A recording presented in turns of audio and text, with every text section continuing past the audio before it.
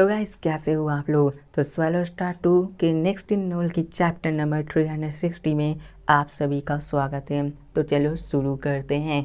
तो जैसा कि अभी तक हमने पिछले एपिसोड में देखा कि कैसे लू फेंग ने फाइनली अपने लिमिट को, अपने विल पावर को केज वर्ल्ड से ब्रेक थ्रू करवा लिया होता है, जिसकी वजह से उसकी पावर्स कुछ ज़्यादा ही बढ़ना शुरू कर देती है। जिसके साथ हमें इस चैप्टर में दिखाया जाता है कि लू फेंग की semi human life and death down अपने लिमिट को सरपास करने लगती है। वो उसके फिजिकल फॉर्म्स को अच्छे से कंट्रोल करना शुरू करती हैं। उसकी कॉन्शियसनेस सिस्टम भी बहुत ही तेज़ी से फैलना शुरू हो जाती है। उसके बॉडी के साथ वो मर्ज भी हो जाती है। जिसके साथ हमें ये भी बताया जाता है कि ह्यूमन ब्लड के हिसाब से देखा जाए तो जितने भी low level human life forms हैं जो कि केज वर्ल्ड के अंदर जन्म लेते हैं, उनके अंदर ये सारे spiritual will consciousness system lack होती थी, उनके अंदर होती नहीं थी, जिसकी वजह से उनकी पावर्स उतनी ज़्यादा नहीं हो पाती। वरना केज वर्ल्ड के अंदर रहने वाले बीस्ट के भी पावर्स कुछ ज़्यादा ही टेरिफाइंग लेवल तक चली जाती। लेकिन जितने भी high level human life form से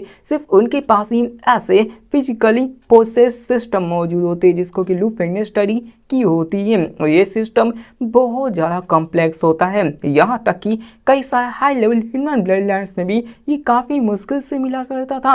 अब लू फेंग ने अपनी कॉम्प्रिहेंशन एबिलिटी और रेयर ट्रेजर्स के एड की वजह से लगभग अपने 5000 ईपोज में एक स्पिरिचुअल सिस्टम्स कॉन्शियसनेस सिस्टम को बना लिया होता है। अगर इसको पर्सपेक्टिव में देखा जाए तो लू फेंग ने लगभग 2000 ईपोज 9 होली रियलम में बिताए होते हैं, जिस हिसाब से 5000 ईपोज उतनी बड़ी बात नहीं होती है। इसके साथ लू फेंग कहता है मेरी स्पिरिचुअल विल कॉन्शियसनेस सिस्टम वो अपने एक और अगले स्टेज तक जा चुकी है और मेरी स्पिरिचुअल विल केजुअल से ब्रेक थ्रू कर चुकी है। इसके कारण मेरी पावर्स काफ़ी ज़्यादा है। अब यहाँ पे लू फेंग की भले ही विल पावर्स ब्रेक थ्रू कर चुकी थी, लेकिन एक विल पावर अलग थी और एक स्पिरिचुअल विल कॉन्शियसनेस सिस्टम वो अलग थी। लू फेंग की विल पावर्स के केजुअल से ब्रेक थ्रू करने के बावजूद उसकी स्पिरिचुअल विल कॉन्शियसनेस सिस्टम और भी फैल सकती थी, वो और भी लेवल अप कर सकती थी। अगर लू फेंग चाहता तो लू फेंग अपने बॉडी को हिसाब से और भी बड़ी बॉडीज को कंट्रोल कर सकता था।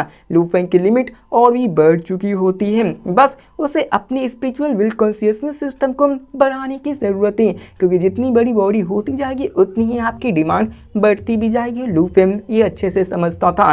केज वर्ल्ड के अंदर रहकर लू फेंग की कॉन्शियसनेस सिस्टम परफेक्ट मानी जाएगी, लेकिन जैसे ही लू फेंग केज वर्ल्ड से बाहर जाएगा उसके स्पिरिचुअल विल कॉन्शियसनेस सिस्टम एक बच्चे जैसी हो जाएगी। उसका बाहर कोई मायने नहीं रखेगा, क्योंकि लू फेंग की बाहर की बॉडी कुछ ज़्यादा ही बड़ी हो जाएगी। जिसके साथ लू फेंग अपने सिंगल थॉट से अपने पूरे कोलोसल बॉडीज के पावर्स के हर एक पावर को कंट्रोल करने लगता है, जिसकी वजह से उसकी जितनी भी वाइटैलिटी थी वो और भी टेरिफाइंग हो चुकी थी और लगभग उसके 32% स्ट्रेंथ जो खत्म हो चुकी थी वो एकदम से रिकवर होना शुरू हो जाती है और वहाँ पे ब्लिंक ऑफ आई में एकदम से रिकवर हो जाती है। मतलब लू फेंग का इतना जो चोट लगा था वो खत्म हो जाता है और उसकी 1.2 बिलियन फोल्ड एनर्जी रिजर्व्स की जो पीक स्टेट की बॉडी होती है वो एकदम से पीक पे फिर से आ जाती है। लू फेंग अपने बॉडी को सेंस करते हुए कह पा रहा होता है कि मेरी जो बॉडी के ऊपर जो कंट्रोल है ना वो एकदम से अनइमेजिनेबल लेवल तक जा चुकी है। मैं अपने कन को कंट्रोल कर पा रहा हूँ, जो कि पहले मैं नहीं कर पाता था। और लू फेंग अपने बॉडीज़ को ये महसूस कर पा था कि जब तक उसकी बॉडी के अंदर 20% डिप्लीटेशन होगा, उतना नुकसान होगा, तो लू फेंग पलक झपकते ही 20% तक आराम से रिकवर कर लेगा। मतलब उससे ज़्यादा हुआ तो उसको भी कर लेगा, बस थोड़ा सा टाइम लगेगा। जैसे कि लू फेंग अभी 32% पे किया था। यहाँ तक कि वो भी इस बात से हैरान हो गया था कि उसके life and death of physics होने के बावजूद, वो लाइफ के होने के बावजूद वो अपनी वाइटलिटी को इतना ज़्यादा बढ़ा पा रहा है। मतलब उसकी पावर सच में काफ़ी ज़्यादा बढ़ चुकी थी। लू फेंग क्या था कि मेरी जो बात थी वो करेक्ट थी। मैं एनिमी को स्ले करने के लिए था। अगर मुझे एनिमी को मारना है तो सबसे पहले मुझे खुद को अनकिलेबल बनाना होगा। अगर एनिमी मुझे हार्म कर ही नहीं पाएगा तो यार वो सामने वाला क्या ही कर पाएगा। मैं अपनी पावर्स को यूज़ करके तो सामने वालों को मार ही सकता हूँ। जिसके साथ लू फेंग अभी के फिलहाल उससे फाइट कर रहा था। लू फेंग अपने उसी वर्ड सेवरिंग ब्लेड को भी याद करने लगता कि कैसे उसमें डिस्ट्रक्शंस की पावर थी। अब लू फेंग देखो, लू फेंग ने जो दो पाथ को चूज किया था, लाइफ एंड डेथ डॉग को, तो इसमें क्या हुआ था कि लू फेंग की सबसे ज़्यादा पावर्स लाइफ में थी, जिसकी वजह से उसकी बॉडी की वाइटैलिटी कुछ ज़्यादा ही बढ़ जाती, जिसकी वजह से कोई भी एनिमी उसे मार ही नहीं पाता था, क्योंकि उसकी बॉडी के अंदर जो ग्रोइंग पावर्स थी कि उसकी वाइटैलिटी कुछ ज़्यादा ही होती है। इसकी वजह से लू फेंग को मारना काफ़ी ज़्यादा मुश्किल हो जाता है और इसलिए लू फेंग अनकिलेबल बन जाता है। और इसी के साथ और भी चीज़ें होती हैं। लू फेंग इन्हीं सब के बारे में बात करने लगता है जो कि थोड़ी मोड़ी बकवास भी होती है, तो इसको स्किप करते हैं। अब इसी के साथ हमें ह्यूमन प्रिजनर को दिखाया जाता है जो कि हवा में हॉवर करने लगता है और उसकी लू फेंग की नज़र उसके ऊपर ही रहती है। दोनों एक दूसरे की तरफ देख रहे होते हैं और यहाँ पर ह्यूमन प्रिजनर लू फेंग को देखकर एकदम से शॉक में चला जाता है और वो कहता है कि आखिरकार ये मुमकिन कैसे है, क्योंकि वो लू फेंग के अंदर के करप्टिंग पावर्स को खत्म होते हुए देख पा रहा था कि वो एकदम से खत्म हो गई थी, यहाँ तक कि उसकी पावर भी बढ़ चुकी है, जिसको देखकर वो ह्यूमन प्रिजनर पहचान जाता है कि लगता है कि इसकी विल पावर्स कैजुअल से ब्रेक थ्रू कर चुकी है। और तभी बूम, एकदम से एंडलेस सी ब्लड इंस्टेंटली कोलैसेंड होती है और वहाँ पे अपना लू फेंग फिर से अपने बॉडी को बनाता है। मतलब जितने भी ब्लड से उसकी बॉडी की पार्ट थी वो फिर से लू फेंग के साथ जुड़कर लू फेंग ही बन जाती है। प्रीवियसली लू फेंग ने अपने उसी ब्लडी फॉर्मेशंस पे रिलाई करके उसको मारने की कोशिश की थी और उसने एम्पलीफिकेशंस करने के बावजूद भी वो उसको जरा सा भी हार्म नहीं कर पाया था। लेकिन लू फेंग इस वक्त अपने परफेक्ट कंट्रोल बॉडी को आराम से यूज़ कर पा रहा होता है, वो उसको अच्छे से यूज़ कर पा था और इस वक्त तक लू फेंग को कोई फॉर्मेशंस की ज़रूरत भी नहीं थी, जो कि लू फेंग पहले इतने सारे फॉर्मेशंस और ट्रेजर्स को यूज करके मार रहा था। और उसकी स्पिरिचुअल कॉन्शियसनेस थी सबसे मोस्ट फ्लॉलेस फॉर्मेशंस थी, जिससे कि उसे अपने बॉडी पे एब्सोल्यूट कमांड मिल चुका था। जिसके साथ लू फेंग उसकी तरफ देख कर कहता है कि ह्यूमन प्रिजनर्स, मुझे तुम्हारा शुक्रिया अदा करना चाहिए जो कि तुमने मेरी मदद की। जिसको सुनकर ह्यूमन प्रिजनर्स भी गुस्से में कहता है कि क्या मैंने तुम्हारी मदद की। अभी यहाँ पे वो कहता है चाहे कुछ भी क्यों ना हो जाए, तुम ब्रेक थ्रू ही क्यों ना कर लो, तुम अभी भी केज के अंदर ही हो, तुम्हारे पास कोई पावर्स नहीं है, तुम मेरे सामने कुछ नहीं कर पाओगे, तुम रेसिस्ट भी नहीं कर पाओगे। जिसको सुनकर लू फेंग कहता है ओह ऐसी बात है। जिसके साथ लू फेंग अपने उसी एल्केमी फर्नेस को फिर से निकालता है और ये फर्नेस किसी एनिमीज को रिफाइन करने के लिए बनी हुई थी और साथ में इसे किसी को पीटने के लिए भी बनी थी। इसके दोनों मिस्ट्रीज मौजूद थे जो कि लू फेंग इसी को यूज करने वाला था। लू फेंग को महसूस तो हो ही गया था कि अभी के फिलहाल जो उसकी बॉडी है और ये फर्नेस है वो उन दोनों एक साथ काफी अच्छे से मेल खाते हैं और ये उसके लिए काफी सुटेबल वेपन्स भी होने वाला है। अब लू फेंग चाहता तो वर्ड सॉवरिन ब्लेड को भी यूज करता, लेकिन यार लू फेंग उसको अभी नहीं यूज करना चाहता जब तक कि कोई सच में बहुत बड़ी मुसीबत ना आ जाए। और ये भी था कि लू फेंग उसको यूज करता तो वो भी थोड़ा बहुत करप्ट हो जाता, लेकिन लू फेंग की विल पावर्स ब्रेक थ्रू करने की वजह से उतना करप्शन का चांस नहीं होता। लेकिन फिर भी लू फेंग उसको एन मौके पे यूज करने के लिए छोड़ा था। अब ह्यूमन प्रिजनर्स लू फेंग को ऐसा करता देख काफी ज्यादा गुस्सा हो जाता है और वो अपने silver of high human level powers को यूज करने लगता है, जिसके साथ वो इंस्टेंटली अपने गोल्डन फ्लेम्स में मर्ज होकर लू फेंग की तरफ चार्ज करके उस पर अटैक करने लगता ताकि उसको मारकर खत्म किया जा सके। अब लू फेंग अपने एल्केमी फर्नेस को उठाता है, अपनी पूरी ताकत उसमें लगा देता है और अपने 1.2 बिलियन फोल्ड एनर्जी रिजर्व को उसके अंदर डाल देता है और अपनी हर एक ऑन्स ऑफ पावर्स को उसके अंदर मिलाकर उसी पे मारने लगता है। जैसे ही लू फेंग उसको उठाता ना, स्पेस और टाइम एकदम से टूट ही जाती है, पूरी तरह से खत्म हुई हो जाती है। यहाँ तक कि हेवेंस ऑफ अर्थ भी वो भी स्प्लिट हो जाती है और वहाँ पे कलर्स फर्नेस उसी ह्यूमन प्रिजनर्स के सामने आती है और ह्यूमन प्रिजनर वहाँ पे चुपचाप खड़ा हो जाता है। और यहाँ पे बूम, ह्यूमन प्रिजनर्स यहाँ तक कि इतना भी चिंता नहीं कर रहा कि मुझे डॉज करना चाहिए, क्योंकि उसने ऑलरेडी लू फेंग से मार खाई थी और बाद में उसको मारा भी था। उसको लग रहा था कि लू फेंग को भी कमजोरी, वो क्या ही करेगा, लेकिन पता चलता है कि ये बहुत ही भयंकर वाली कोलिजन होती है। ह्यूमन प्रिजनर्स के एक्सप्रेशन एकदम से चेंज हो जाते हैं, क्योंकि जो उस फर्नेस के अंदर से फोर्स निकल रही थी वो उसे सप्रेस कर रही थी और एकदम से वो फर्नेस उस पर लगती है, उसको चांस भी नहीं होता कि वो उसको डॉज कर सके और उसके सर पे जाके टकराती है और बूम। अब लास्ट टाइम जब उन्होंने क्लैश किया था तो लू फेंग की पान भी खत्म हो चुकी थी और उसकी आर्म भी टूट हो चुकी थी। इसलिए यहाँ पर ह्यूमन प्रिजनर्स को एक बहुत बड़ी एडवांटेज के साथ ये लगने लगा था कि मैं इसको अभी भी हरा दूंगा, लेकिन इस समय तो पूरी की पूरी तख्ता ही बदल चुकी थी। लू फेंग के पास एक ओवरवेलमिंग एडवांटेज आ चुकी थी। फर्नेस उस पर जाके टकराती है, भयंकर वाली तबाही होती है, इतनी भयंकर होती है कि वहाँ पर वो उसको इतना दूर घसीटे हुए फेंकती है ना कि वो उसके डिस्टेंस को नाप भी नहीं सकती। ये देखकर तो जितने भी थाउजेंड्स ऑफ प्रैक्टिस प्रैक्टिशनर्स थे वो सब यहाँ पीछे हटना शुरू हो जाते हैं और यहाँ पे हिनमैन प्रिजनर्स इस चीज़ को देखकर विश्वास ही नहीं कर पाता और क्या आता है कि इसकी पावर्स कुछ ज़्यादा ही बढ़ चुकी है, ये पहले के मुकाबले डजन्स ऑफ टाइम्स स्ट्रॉन्गर हो चुका है। आखिरकार एक केज वर्ल्ड के अंदर रहने वाला लाइफ फॉर्म इतना ज़्यादा पावरफुल कैसे हो सकता है। अब यहाँ पे पिछले मुकाबले देखा जाए तो लू फेंग की एनर्जी रिजर्व लगभग 10 गुना से भी ज़्यादा बढ़ चुकी थी और मोर ओवर लू फेंग की लाइफ एंड डेथ और स्पिरिचुअल विल की ब्रेक थ्रू करने की वजह से वो फर्नेस के और भी ग्रेटर पावर्स को यूज कर पाता, जिसकी वजह से दे दमादम उसको वो मार रहा था। और रॉ पावर्स में ही देखी जाए तो लू फेंग की स्ट्रेंथ उसके मल्टीपल टाइम्स बढ़ चुकी होती है, जिसके कारण वो प्रिजनर्स कुछ भी नहीं कर पाता। लू फेंग अपने करंट स्ट्रेंथ में उसको कब का सरपास कर चुका था। एक सिंगल स्टेप में लू फेंग स्पेस को तोड़ता हुआ हिनमैन प्रिजनर के सामने आ जाता है, फिर से पुल उठा, फिर से फर्नेस उठाता है, दे दनादन जिससे मार के धो डालता है, बम बम बम बम बम, हर जगह धमाके होने लगते हैं। और यहाँ पे समझ लो कि लू फेंग कैसे, आपने वो हल्क और वो कुत्ता वाला सीन देखा होगा जहाँ पे हल्क कैसे कुत्ते को बहुत ही कुत्ते की तरह मारता है, वैसा ही लू फेंग यहाँ पे मार रहा था। वहाँ पे एकदम से मारना जो शुरू करता ना, लू फेंग रुकता नहीं है। और यहाँ पे जितने भी प्रैक्टिस जो कि दूर से देख रहे थे ना, वहाँ तक वेव्स पहुँच रही थी, बंदे हैरान हो चुके थे। लू फेंग वहाँ पे मार रहा था, बहुत मार रहा था, मतलब बहुत मार रहा था, कुत्ते की तरह मार रहा था। उसी के साथ हमें लॉन्ग जी डाओजन और गॉड एम्परर जीके को दिखाया जाता है, जो कि यार अपने उसी बैटल फील्ड पे आया था और ये देखकर वो भी हैरान हो जाते हैं, वो भी काफ़ी तेजी से जाकर उस जगह पे देखना चाहते हैं। अब जैसे ही वो वहाँ पे आते हैं, वो लू फेंग के एल्केमी फर्नेस को देखते हैं, जो कि बार बार हिनमैन प्रिजनर्स पे दे दनादन पटके जा रहे होते हैं, जिसको देखकर तो वो दोनों हैरान हो जाते हैं कि ये पावर ये तो कुछ ज़्यादा है, क्योंकि हर एक स्ट्राइक वहाँ के हर एक टाइम स्पेस को तोड़ रही थी, जिसको देखकर तो उनके चेहरे भी पीले पड़ जाते हैं कि ऐसे हो कैसे सकता है। डार्क ओलिवेलम यहाँ पर एक बहुत ही स्टेबल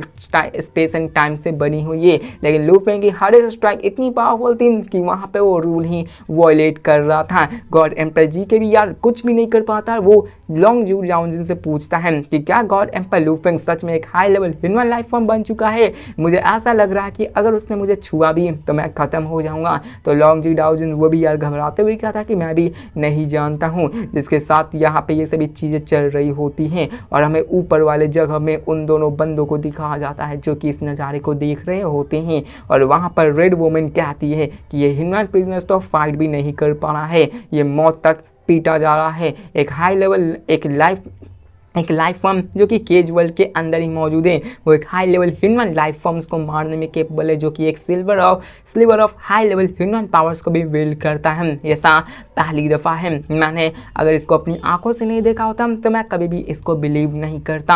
और रेड वुमन हामी भरती है, जिसके साथ वहाँ पे और भी बातें होने लगती हैं, वहाँ पे फाइट होने लगती हैं और वहाँ पे वो भी कहने लगते कि हाँ ऐसा तो है, हमने कभी भी इतने स्ट्रॉन्ग प्रैक्टिशनर्स को नहीं देखा है। जिसके साथ वहाँ पे फाइनली हिनमैन प्रिजनर मारा जाता है, मतलब लू फेंग उसको इतना कुत्ते की मौत मारता है कि लू फेंग उसे वहीं पे मार डालता है, जिसको देखकर ये क्यों भी कहा था कि हम उसने दिखाया है, लू फेंग ने तो जरा सा भी मर्सी नहीं दिखाया है। और यहाँ पर डॉविस हॉस्टर भी कहती है कि चलो उस लू फेंग से जाकर मिलते हैं। लू फेंग अपने अल्केमी फर्नेस को अपने पास रख लेता है, लेकिन हमें बताया जाता है कि लू फेंग उस पर यार हजारों दफ़ा सैकड़ों दफ़ा स्मैश किए थे, उस पर दी दरादर ऐसा मारा था कि वो कुछ भी नहीं कर पाता और उसको इतनी दफ़ा मारा कि वो धूल बन गया। लेकिन उसके बाद भी वो इतना मारा कि उसके लाइफ कोर ही सेटल हो जाए, तभी जाकर लू फेंग रुका। मतलब लू फेंग यहाँ पे पागल जैसा ही उसको मारना शुरू किया था और ये लू फेंग के लिए एक्सिलरेटिंग था, क्योंकि लू फेंग यहाँ पे फाइनली अपने फुल पावर्स को रिलीज कर पा था, तो वो पीछे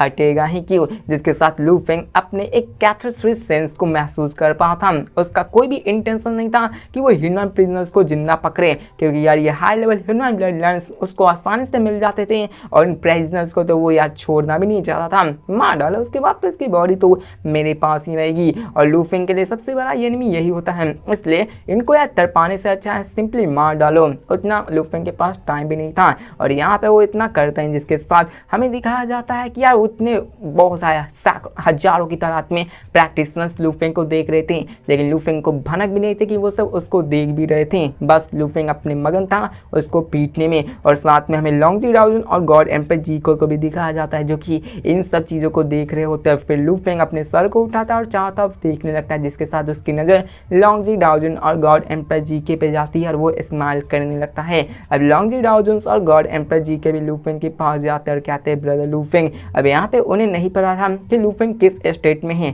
क्या वो पागल तो नहीं हो गया, क्या वो उसको भी तो नहीं मार डालेगा। लेकिन यहाँ पे उसे एक चीज़ पता चल चुका था कि लू फेंग ने एक ब्रेक थ्रू को अचीव कर लिया है, अदरवाइज वहाँ पर वो इतनी पावरफुल तरीके से उसको नहीं मार पाता। जिसके साथ लू फेंग उससे बात करता है, उन दोनों से बात करता है, लेकिन तभी उसे एहसास होता है कि वहाँ का स्पेस बदलने लग चुका है। अब फाइनली आसमान से 2 फिगर्स डिसेंड होते हैं जो कि वही सिल्वर हेड और सिल्वर वुमेन होती है, वही फायर रेड वुमेन ही आती हैं। उनकी ऑरा सच में काफ़ी ज़्यादा बाउंडलेस थी, यहाँ तक कि अगर यहाँ पे वो high level human life forms भी आ जाता तो उसके छूने भर से ही मारा जाता। लू फेंग उसको देखकर खुद में ही शौक होते हुए कहता कि ये दोनों तो 2 high level human life forms से, जिसके साथ वो दोनों अपने आप को इंट्रोड्यूस कराते हुए कहता कि मैं गेक्यू हूँ और मैं ये फया हूँ। इसके साथ वो दोनों इंट्रोड्यूस करता है, उससे बातें करने लगता है। सिल्वर हैंड मैन लू फेंग को एक्सप्रेस करते हुए कहता है कि हम लोग डार्क होली वेलम के गार्डियंस हैं। तो लू फेंग दोनों को ग्रीट करते हुए कहता है कि लू फेंग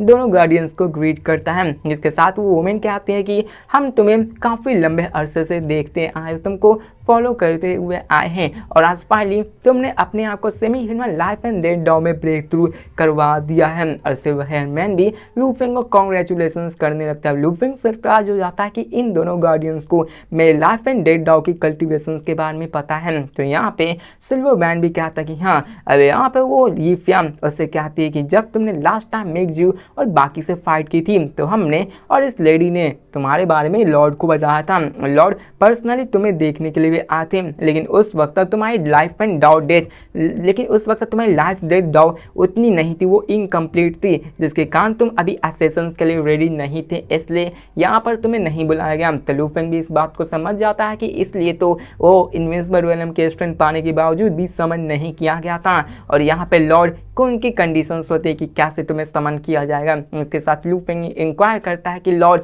जो कि तुम स्पीक करे वो हुक्म, जिसके साथ की उसे बताते हुए कहता है कि हमारी डार्क होली वेलम असल में अर्लिएस्ट लॉर्ड के टेरिटरी में आती हैं जो कि सीनियर जिन थे, पहले उनके ही कंट्रोल में हमारी डार्क होली वेलम ये वाली चीज़ आती थी, लेकिन आगे चलकर एक और नया लॉर्ड बना जिसके कारण फिर से उन सब के प्रैक्टिशनर्स के एरिया के बीच में डिवीजन हुआ और यहाँ के जो लीडर थे वो सीनियर युवान बन चुके और हर बार जब एक नया लॉर्ड इमर्ज होता है तो उनकी टेरिटरी डिसाइड की जाती है। ये फिर से कहते हैं कि हमने ऑलरेडी सीनियर युवान को तुम्हारे बारे में ब्रेक थ्रू के बारे में रिपोर्ट कर दिया है और वो बहुत ही जल्द तुम्हें गाइड करने के लिए आते ही होंगे। तो वहाँ पे वो उसको कहते चलो लार्ज ह्यूमन हॉल में चलते हैं ताकि हम तुम्हें वहाँ पे मिलवा सके। अब लू फेंग भी हामी भरता है और उस ह्यूमन प्रिजनर्स के कॉर्प्स को रख लेता है और वहाँ से निकल पड़ता है। सिल्वर हेयर मैन और फेरी डॉल वुमन अपने मिक्स्ड इमोशंस में थे क्योंकि उन्हें पता था कि ये लू फेंग कुछ ज़्यादा ही एक्स्ट्राऑर्डिनरी है, केजुअल में रहते हुए ये इतना ज़्यादा पावरफुल बन चुका है, तो सोचो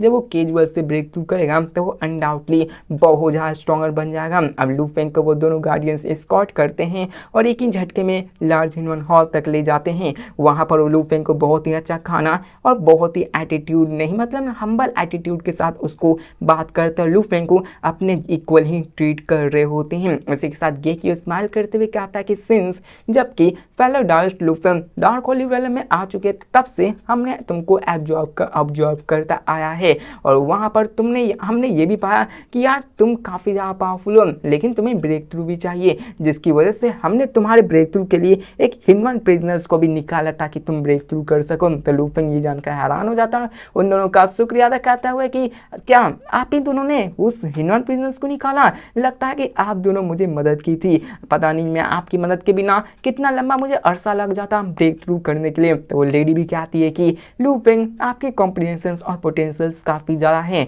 हमारे बिना भी आप ज़्यादा देर नहीं लगाते ब्रेक थ्रू करने के लिए। तो गोक्यू भी एग्री करता है कि तुम्हारी टैलेंट हम सबसे सरपास करती है, तुम्हारी फ्यूचर की अचीवमेंट अनडाउटली हमसे भी ज़्यादा होने वाली हैं। तो लू फेंग कहता है कि जबकि मेरी डॉ of life and death semi human level तक जा चुकी है तो मैं नहीं जानता कि आखिरकार मुझे आगे कैसे जाना चाहिए। तो गोक्यू कहता है कि हम भी तुम्हें अभी गाइड करने के लिए इतने काबिल नहीं हुए हैं, पेशेंस रखो, लॉर्ड तुम्हें समन जरूर करेंगे और वो नेचुरली तुम्हें बेस्ट रास्ता दिखाएंगे। अब यहाँ पे उन्होंने भी ये सुन रखा था कि जितने भी फ्यूजन प्रैक्टिशनर से वो ह्यूमन ब्लड लाइन को रिफाइन करते हैं और एक world class human life form बन जाते हैं। लेकिन वो अभी लू फेंग को कोई भी एडवाइस नहीं देना चाहते थे, क्योंकि वो भी जानते थे कि एक ह्यूमन ब्लड लाइन को रिफाइन करने के हिडन कॉन्सिक्वेंस हो सकते हैं, जिसको कि आगे चलकर लू फेंग को भुगतना पड़ सकता है। और वो अभी उतना भी अच्छा से नहीं जानते थे। लेकिन तभी उस लेडी को कुछ सेंस होता है कि यहाँ पर स्पेस में कुछ गड़बड़ हो रही है, और तभी वहाँ पे एक और ही चीज़ बनने लगती है और लू फेंग को एक अलग ही फ्लक्चुएशंस नजर आने लगती है, जो कि ओरिजिन वर्ल्ड के सोर्स के ही जैसा होता है। और तभी एक एल्डरली फिगर मैटेरियलाइज होता है, जो कि कोई और नहीं सीनियर युवान होता है। और लू फेंग उसको देखते ही पहचान जाता है, क्योंकि ये लू फेंग का दूसरा टाइम था उससे मिले हुए, और लू फेंग उससे ग्रीट करता है और वो दोनों बंदे भी लू फेंग नहीं सीनियर युवान को ग्रीट करते हैं। और इसी के साथ एल्डर मैन जो कि सीनियर युवान होता है वो लू फेंग की तरफ देखकर मुस्कुराने हुए कहता है अच्छा। बस गुड बोला था, बहुत अच्छा कुछ नहीं बोला था, बस अच्छा, जैसे कि लू फेंग की टैलेंट इसके सामने कुछ है ही नहीं। इसी के साथ हमारा ये एपिसोड खत्म होता है। तो मिलते हैं नेक्स्ट एपिसोड में, क्योंकि नेक्स्ट एपिसोड भी थोड़ी मोड़ी बकवास और थोड़ी मोड़ी ज्ञान की बातें और हमें कैजुअल के बाहर की दुनिया के बारे में और भी डीप नॉलेज मिलने वाली है। तो मिलते हैं नेक्स्ट वीडियो में, तब तक के लिए बाय।